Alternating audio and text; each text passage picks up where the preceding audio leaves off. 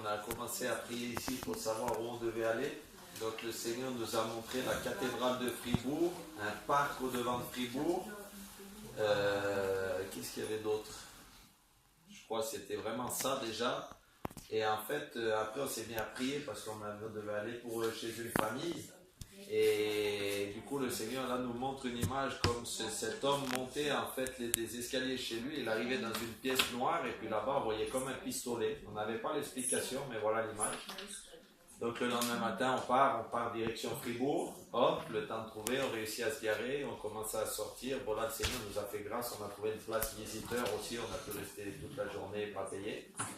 Et on commence à partir, on rencontre des personnes, on peut prêcher, on peut prier, des cancéreux et tout. Bon voilà, ils sont partis, on ne pouvait pas voir le résultat en direct et tout. On commence à cheminer, encore pareil, pas mal de témoignages. Au bout d'un moment, on rencontre une femme qui venait d'un foyer. Et en fait, le gars, son voisin s'était suicidé la veille. Donc là, on a commencé à prêcher et tout, vraiment prier pour elle. Elle avait des déséquilibres mentaux, physiques et tout. Elle n'arrivait pas à marcher. Puis tout d'un coup, elle commençait à de mieux en mieux galoper, quoi. Vraiment, une grâce qui s'est faite.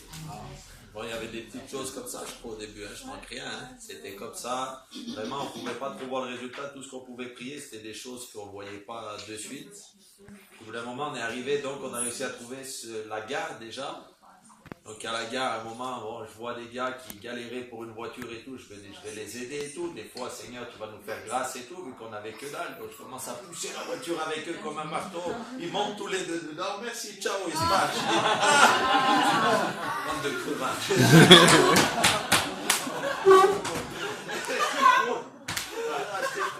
Quand j'ai vu ça, elle commence à parler après, avec des gars et tout, ils commencent à prier pour lui, bon, on a des bons temps de témoignages et tout.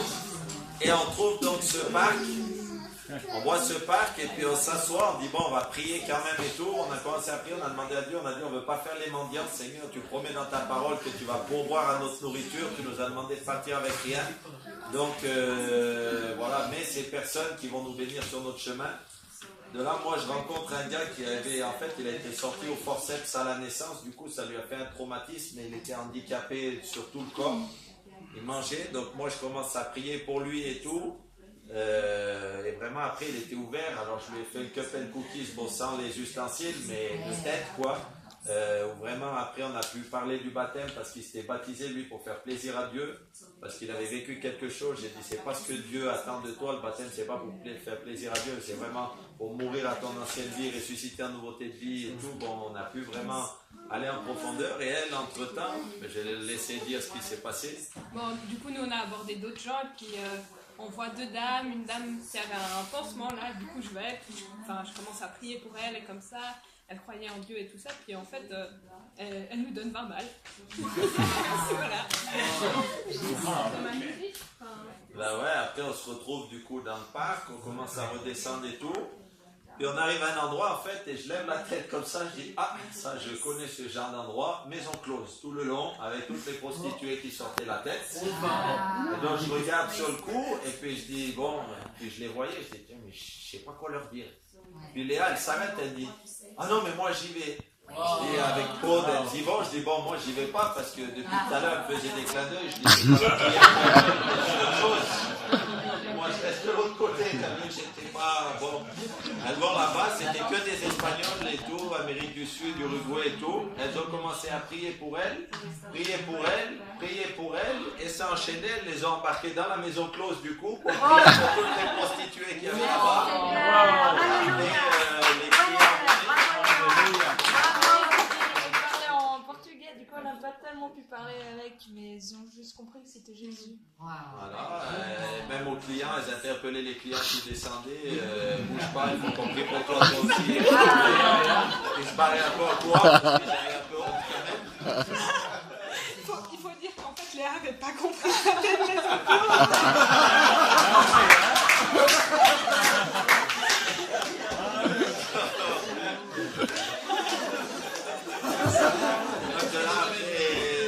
on continue. Et puis c'est vrai que cette journée-là, Léa, elle avait une grande particulière, c'était que toutes les personnes qu'elle interpellait, elle pouvait prier pour elle. Donc elle rencontre quelqu'un qui a mal au bras, elle prie, le Seigneur le guérit, elle partage l'évangile, on continue. Et puis Aude aussi, mais moi là, c'était la période où je demandais à tout le monde et tout, où tout le monde m'envoyait valser et tout. Il y avait, j'ai mal de partout, je dis, ben on envoie la sauce, eh ben non. Alors au bout d'un moment, je dis, c'est pas possible, toutes les deux, ça n'arrête pas, je dis, moi, il n'y a que dalle et tout. Bref, on va à la cathédrale, on trouve la cathédrale de Fribourg, qu'on avait vu vraiment la même chose que le Seigneur nous avait révélé, on a trouvé toutes les mêmes choses. On rentre dans la cathédrale, elle dans la cathédrale pareil, elle s'installe avec deux dames et tout, elles peuvent prier. Moi, la seule dame avec qui je m'installe, je lui parle et tout, je lui dis, parler et tout, en gros, dégage. Génial, je peux pas. On a retard, vu qu'on avait 20 francs, on a pris une petite carte pour la famille qui nous accueillait le soir. On part avec la carte, on écrit un mot et tout. Et puis après, on remonte pour chercher un endroit où manger. Puis là, on rencontre deux femmes en fait. Et on les interpelle, elles n'avaient pas une douleur et tout. Elles disent si. Donc elle commence avec une première femme. Moi, je vais avec l'autre. Elle avait mal dans tout le corps. Je commence à prier une fois. Elle me dit, je sens une chaleur. Je dis, ça c'est bon, viens ici. Je reprie une deuxième fois. Guérie dans tout le corps. Instantanément, elle n'en revenait pas. Et après, l'autre femme, en fait, était dépressive et elle venait de perdre tout son mariage et en même temps, ses enfants s'étaient divisés. Il y a une de ses filles qui est en prison à Abu Dhabi, du coup, et tout. Enfin, un truc de fou. Mais là, la porte a commencé à s'ouvrir. On a pu vraiment lui parler. Au bout d'un moment, elle se tourne. Ça m'a fait penser à Acte 2, 37. Là, elle nous dit, mais qu'est-ce que je dois faire maintenant? Je dis, ben voilà, on a prêché repentance, foi, baptême du Saint-Esprit et tout.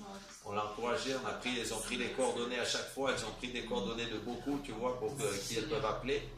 Et elle, pareil et tout, elle nous demande, mais qu'est-ce que vous faites et tout, hop, on leur explique, et puis elle dit, mais on doit vous payer. Je dis, mais non, surtout pas et tout, nous on fait ça gratuitement.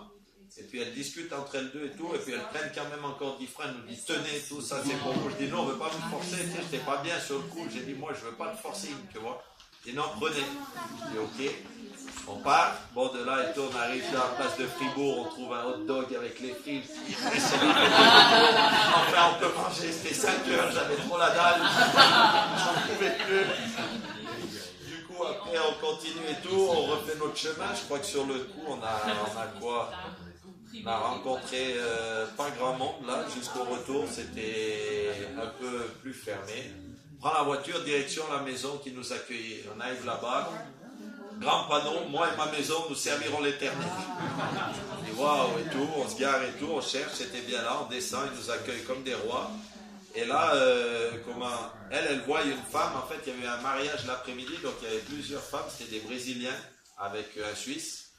La femme, elle avait le pied enflé, elle prie pour elle, le pied commence à dégonfler. Entre-temps, la femme rentre chez elle, dans le bus, le pied s'est revenu à la normale direct, elle a appelé pour un témoignage au téléphone. Donc, tac, on commence à s'installer, on discute, et moi, je vois arriver, il y avait la sœur avec son mari, et son mari, il avait une paralysie infantile, et en fait, il avait un pied qui était comme ça, il marchait comme ça, tout tordu, avec le mollet tout fin et tout. Et donc là, je dis, ouais, qu'est-ce qu'il a? Il m'explique, et je prends le gars du coup de la maison, le mari, qui est un évangéliste, je dis, ben viens, tu vas prier pour lui. Et lui, il me dit, non, je dis, viens ici, tu pries. Il pose les mains, il commence à prier, bon, et il m'a fait rire. À un moment, il lui secouait le pied. J'ai dit, tranquille, je vais poser les mains moi, attends 2 secondes. Je dis, tu vas lui arracher le pied. Tu vas tranquille, ça va pousser tout seul. Puis on a pris du temps pour prier pour son pied au début. Après, je lui dis, comment c'est? Il me dit, j'ai mal à la hanche, j'ai mal ici. Je dis, assis-toi sur une chaise, j'ai pris ses jambes comme ça. Du moment où j'ai pris ses jambes, j'ai senti quelque chose s'est passé. Clac, il me dit, punaise, toute la douleur là est partie, j'ai plus mal au dos. Il se relève comme ça, on commence à reprier pour le pied. Et le pied claque, il se remet, hop, le pied à plat, net. Donc ils n'en revenaient pas. Toutes les filles, la famille, c'était tous comme ça, les vieux pays. Et de là, on mange et tout. Ils nous servent cassou les Brésiliens. Bref, là, on était contents. Et après, le père de famille nous prend avec nous. Et il dit, bon, il faut que je vous dise quelque chose et tout. Ça va pas si bien que ça. J'ai un problème avec un de mes locataires. Et ce locataire-là, il nous insulte, il fait plein de problèmes, il menace ma famille, il me menace à moi. Dernièrement, il était tout nu dans le jardin, il nous insultait, il insultait Dieu, enfin, des choses terribles. Il était sous pression, sa femme ne dormait plus. Et là, la vision qu'on avait fait sur eux me revient. Donc je leur partage au début, bête et méchant, je dis écoute, je dis Jean-Claude, t'as pas un pistolet quand même caché chez toi, t'as pas envie de lui mettre une balle au gars. Il me dit non. J'ai dit bon, déjà ça c'est bien. J'ai dit déjà on y va doucement. Et après je lui dis, mais ça le pistolet, j'ai l'impression que c'est comme en fait les balles qui vous ont été tirées dessus à cause de cette personne. Et c'est ce qu'il y a sur ta femme. Et on commence à parler comme ça et ça s'avérait tout vrai. Et après ça revient, mais le pistolet c'est vraiment toi aussi Jean-Claude, tu dois prendre position maintenant et aller jusqu'au bout. Il me dit bah exactement, j'ai fait un rêve il y a un mois où en fait j'ai vu un serpent dans ce rêve et puis au début j'envoyais du feu dessus et après j'ai vu que c'était la tête de cette personne, du coup je lui mettais de l'eau dans la bouche et tout d'un coup je dis non, il faut que j'arrête et tout.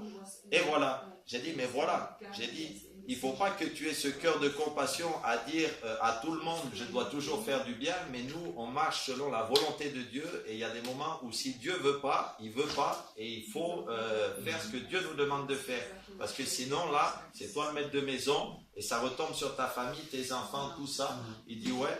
Alors je dis ben venez on va prier et puis on commence à prier et puis on prie pour ça et en fait pendant que on priait comme ça, sa femme guérit pendant la prière alors qu'on priait même pas pour sa guérison, guérit totalement, elle a dit je suis libre et tout est sorti. En fait après elle témoignait, elle dit la prière c'est exactement ce que j'ai demandé à Dieu, tout ce que vous avez dit c'est exactement ce que mon mari devait entendre, tout ce que vous avez là et en fait tout s'articulait comme ça. Donc ça se finit la soirée, bref, on va et puis on demande à Dieu, Seigneur, maintenant qu'est-ce qu'on doit faire? On doit rester ici demain. Et puis le Seigneur nous montre, aller au lac, aller vers Vevey, la Pichette là-bas exactement, on voyait un port et tout, bon. Et en même temps, on a reçu d'autres choses et tout, mais c'était bizarre, comme une maison aussi qu'on voyait, mais bon, je ne comprenais pas tout et tout. Donc le lendemain, on part, parce qu'on a dit, bon voilà, mais avant de partir, cette femme qui est une femme de prière, elle nous prend à part et tout, elle commence à nous parler, j'ai prié pour vous toute la nuit, elle prophétise sur nous. Et du coup, toutes les choses étaient avérées vraies qu'elle nous a transmises. Et là, on est parti à Vevey, donc à Vevey le lendemain, arrivé là-bas, après, mon internet s'est rallumé comme par miracle alors que je ne l'ai pas. Et là, je vois les WhatsApp qui baptisaient, on allait les rejoindre. Après, pour faire court, on a continué. Entre-temps, je suis tombé sur 2 jeunes musulmans avec le poignet cassé à cause de la boxe. Dieu l'a guéri. Bon, j'ai dit, tu as de la chance que je n'ai pas une scie, sinon je te coupe ton plâtre. Et l'autre, il avait là une phalange aussi cassée. Dieu l'a guéri. On peut témoigner. Léa, elle prie pour une dame avec la surdité, Dieu l'a guéri. Après, pas mal de choses comme ça. On a rencontré aussi un pasteur sur une chaise roulante qui avait fait un AVC, qu'on a pu prier avec Thierry et tout. Bon, bref. Et après, on a essayé de chercher cette maison. Pendant 1h30 et tout, rien. On dit, bon, on se trompe, on doit chercher l'homme de paix. Et là, on revient, on commence à marcher dans les rues, l'orage, trempé de la tête aux pieds. Je vois un gars qui passe, je dis, oh, viens et tout. Est-ce que tu as mal quelque part? Il me dit, ouais, on peut prier, on peut prier. Puis là, je commence à on lui explique notre situation, il dit, venez chez moi. Pas chercher la voiture, trempé de la tête aux pieds, 10 minutes sous l'orage, j'étais trempé. Dans la voiture, on part et on va chez lui. Et chez lui, ça continue et tout, il nous fait monter dans un endroit au-dessus des restaurants, l'appart et tout. Et on croyait qu'on avait trouvé un homme de paix. Eh bien, on s'était trompé. C'était un homme de folie. Donc, au bout d'un moment, on n'était pas bien tranquille. Et le pire, c'est que je commençais à avoir peur pour les filles, moi aussi. Et Aude, elle avait peur aussi pour Léa. Et bon, au bout d'un moment, on s'est dit, j'ai demandé à Aude vite fait et tout. Tac, elle me dit, ouais, j'ai peur pour Léa et tout. Je dis, non, moi aussi, je n'étais pas tranquille, j'avais pas la paix là-bas dedans. J'ai dit, on ne peut pas dormir là, parce que la nuit, des fois, il va se lever, il va faire une embrouille ou j'en sais rien quoi. J'ai dit, il vaut mieux qu'on mette les voiles. Donc à 11h30, on a mis les voiles. Et Léa, vu qu'elle habite pas loin, elle nous a dit venez, on va chez moi, parce que moi j'étais trempé et tout, de la tête aux pieds et tout, donc du coup on a fini là-bas pour aller dormir là-bas. Ça a été une bonne leçon pour nous, ce moment-là, pour vraiment dire que il ne faut pas chercher la maison de paix, il faut chercher l'homme de paix. Et nous, pendant un moment, on s'est trompé. La veille, on avait lu dans la Bible, quand même dans Luc 10, n'allez pas de maison en maison, donc on se posait la question s'il ne fallait pas quand même qu'on redorme là où on était la première nuit, tu vois.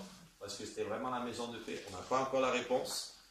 Et après, par contre, soyons prudents. Dieu nous a vraiment veillé sur nous. Mais bon, c'est vrai que des fois, ça peut avoir l'apparence de l'homme de paix. Mais là, c'est l'homme de paix. Donc après, on s'est barré. On a dormi du coup chez Léa. Ce matin, on s'est levé.